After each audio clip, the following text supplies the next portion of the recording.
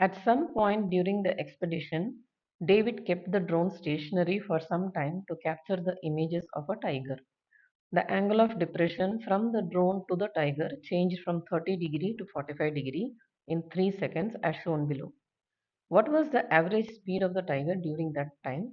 Show your work. Let A be the position of the drone and right angled at B.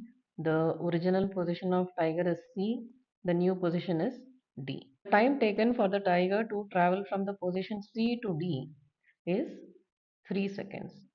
To get the speed of the tiger, we must know this distance CD. So CD is what we have to figure out. Distance upon time gives the average speed of the tiger. In triangle ABC, we know one angle and we know the adjacent side. We have to figure out the opposite side. So we will take tan ratio. Tan 30 is equal to BC upon AB. 1 upon root 3 is equal to BC upon AB is 54 root 3. BC is 54 root 3 upon root 3. BC is equal to 54 meter. In triangle ABD, again we have one angle and we have one adjacent side. So we will consider tan ratio. Tan 45° is equal to BD upon AB. Tan 45 is 1. BD can be rewritten as BC plus CD upon AB is 54 root 3.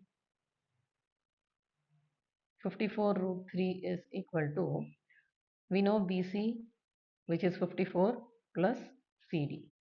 So CD is 54 root 3 minus 54, that is 54 times root 3 minus 1. Now that we have the distance traveled by the tiger, we can calculate the average speed.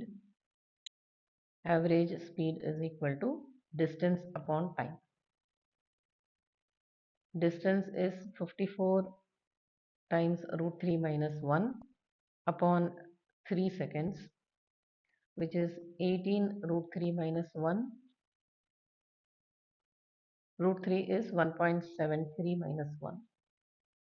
That is 18 times 0.73, which gives us 13.14 meter per second.